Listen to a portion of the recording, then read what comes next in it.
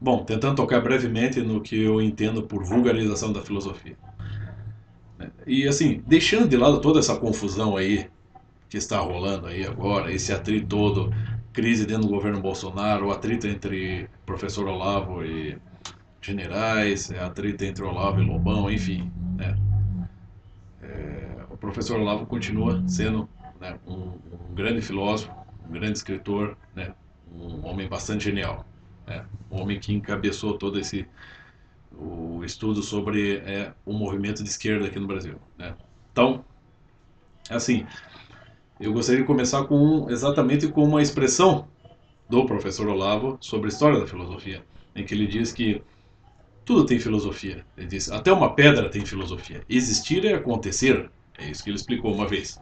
Isso, né, há uns 20 anos atrás, quando comecei a ter aulas de filosofia com ele. Então, assim, filosofia é um ato, ou seja, é a busca do conhecimento, até como a própria palavra diz. Né? Qualquer pessoa, até uma criança, deve saber já. Né?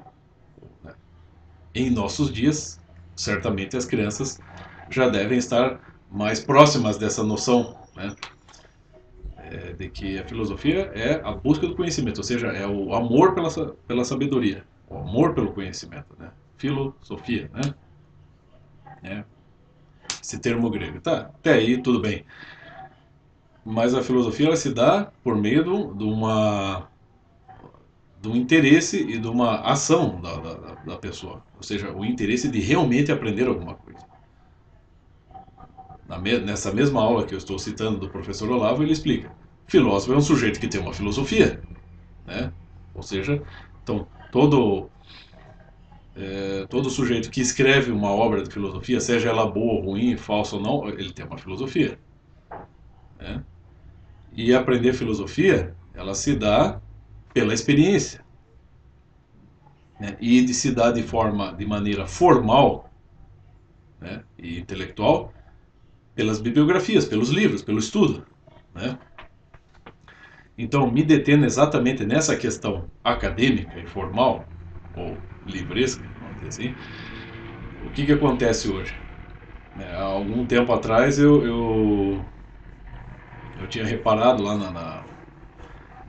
numa biblioteca escolar, né, ensino médio, como se, o que seria um compêndio, né, foi desenvolvido vamos dizer assim, professores ou né, intelectuais, estudiosos contratados pelo MEC, e que trazia ali, vamos dizer assim, um apanhado, né, mais essencial sobre a história da filosofia, né, para o ensino médio, vamos dizer assim. Né. E até o desenho, tá? O livro tem uma mídia, tem uma capa, e no desenho ali, né, da, da, da, da própria capa do livro, você já tem ali, por exemplo, eles vão pegando aqueles retratos clássicos dos filósofos, pega Platão, Aristóteles, sei lá, Santo Agostinho, São Tomás de Aquino, Maquiavel, né, David Hume, ou Hegel, Nietzsche, Karl Marx, enfim, eles vão pegando todos, sobretudo, a imagem, né, dos filósofos mais proeminentes, né, aqueles que né, dentro da cultura popular são os mais conhecidos, e eles colocam um desenho ali na frente do livro, né, na estampa da capa do livro, todos eles reunidos e sorrindo para um público de jovens, que como se fosse assim uma espécie de sala de professores, né, o desenho representa isso, uma sala de professores com os filósofos, todos esses filósofos reunidos, como se todos eles estivessem presentes, né, e todos assim meio e todos com uma expressão assim de sorriso, de simpatia para os alunos, né? E os alunos todos em volta ali tomando nota com o caderno. Quer dizer, mas daí é aí que se faz a pergunta. Quando você pega uma história da filosofia, pega aqueles blocos, né? Aqueles livros que são imensos sobre a história da filosofia. Você tem lá o Giovanni Reale, que tem três obras monumentais, né, da história da filosofia, são três volumes da história da filosofia. E aquilo não é para que aquilo não serve basicamente para a pessoa começar pela ler na primeira página, no primeiro volume e terminar a sua leitura na última página, no último volume. Aquilo é um grande, vamos dizer assim, é um grande e bem completo compêndio sobre a história da filosofia até, né, os nossos dias, até aquela edição ali, que acho que a última edição foi nos anos 90 ali, e que aquilo serve para ser consultado, né? A pessoa precisa ou está interessada em tal ou qual filosofia, em tal ou qual filósofo, ela vai lá e pode iniciar os seus estudos ali. Por exemplo, quer saber sobre Hegel, né? Acho que ali é só sobre o Hegel deve ter umas 40 páginas ali, ou mais, nesse, nesses compêndios aí, nesses volumes aí da história da filosofia de Giovanni Hegel. Isso para dar uma introdução, ele não está ali fazendo resumo para que a pessoa tenha uma ideia prática da coisa e matar a charada. Não. Ele está procurando detalhar pontos mais essenciais, mais, né, bastante detalhados, para dar uma introdução às pessoas, para que as pessoas possam se orientar no estudo. E cada um desses volumes, eles têm uma introdução do próprio autor também, né, do Giovanni Reale, que são introduções maravilhosas, né? Eu mesmo já li a introdução dos três e sigo estudando na medida em que eu vou, né, pegando as obras de tal qual filósofo, eu vou pegando ali também, né, pegando a biografia e a linha cronológica das obras, né, a avaliação do Giovanni Reale sobre as obras do cara. Então aquilo serve para uma orientação para que se inicie, para que você possa ter uma noção, né, do que é filosofia, que não é uma coisa séria, isso não é matéria escolar, né, não é nada de currículo acadêmico, e para que as pessoas então possam se introduzir aos poucos, né, em todo esse vasto arcabouço que é a história da filosofia, né, e que está cheio também de problemas, está cheio de riquezas, mas também está cheio de armadilhas, né. Então, e ali nas escolas, o que eles fazem? Eles vulgarizam, quer dizer, eles tentam transformar aquilo numa apostilazinha dessa finura, né? E o que acontece? Eu vi isso muito em faculdade, porque eu trabalhei na biblioteca da PUC, aqui no Paraná. Muitos alunos ali, iniciantes ali em curso de filosofia, muitos ali entre seus 18 e 22 anos de idade, eles iam lá procurar. Eu cuidava bem na seção de literatura e filosofia, e quando eles iam procurar história da filosofia, em geral eles vão para o Giovanni Reale. Mas eles abrem os volumes de Giovanni Reale assim como se fossem, né, alunos de ensino médio ainda. Eles não têm noção do valor daquilo ali. Eles estão acostumados com aquelas apostilazinhas, tipo o Mac, que são bastante rasas, né? E muitas vezes até se distorce muito ali a filosofia dos grandes filósofos, né? E aquilo é mais. Muitas vezes há muita propaganda, até socialista ali dentro, né, dessas apostilas do Mac, mas não vem ao caso se é propaganda socialista ou não. O caso é que eles resumem a tal ponto que eles vulgarizam e esvaziam até o conteúdo de muitos filósofos. Eu peguei essas apostilas li diversas páginas dessas apostilas e você percebe que de fato ali os resumos ali eles são degradantes. Eles assim rebaixam mesmo o valor da filosofia. Então a pessoa chega e pega um volumão daí do Giovanni Reale, que coragem que ela tem, um estudante aí entre os seus 18 e 21 anos, a encarar aquilo ali, se ele está acostumado a esses resuminhos de escola, né? E mesmo porque, né, a história da filosofia serve para introduzir as pessoas, despertar o interesse das pessoas, né? O cara não precisa querer tornar-se um professor, um escritor, um filósofo, ele simplesmente está querendo aprender coisas, né? E o aprender, buscar conhecimento é tornar-se mais atento à realidade que o circunda, né? E por conseguinte, o resultado disso tudo é a pessoa não só tornar-se mais inteligente, mas mais capaz de tomar decisões, mais capaz de agir com precisão na sua vida, né? Mesmo e aprendendo até com os erros dos próprios filósofos. Então, ao longo do tempo, as pessoas vão acessando. Abre ali um volume de Giovanni Reale, por exemplo, quer estudar sobre Karl Marx, quer estudar sobre Maquiavel, né?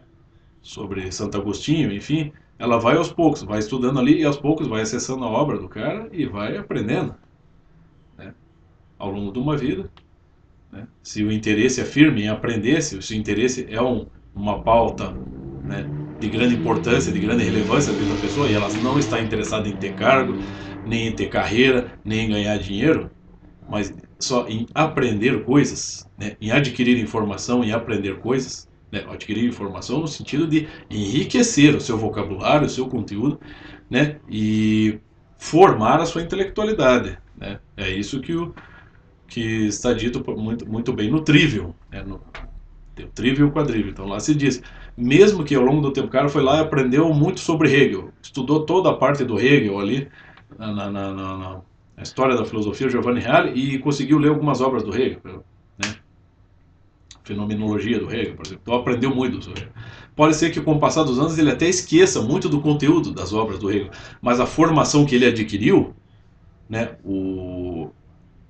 todo aquele treinamento, toda aqueles raciocínios, aquela capacidade intuitiva que ele aprendeu, que ele adquiriu no estudo da obra do Hegel, por exemplo, isso permanece, é isso que enriquece a inteligência, é isso que se explica muito bem no Trivium.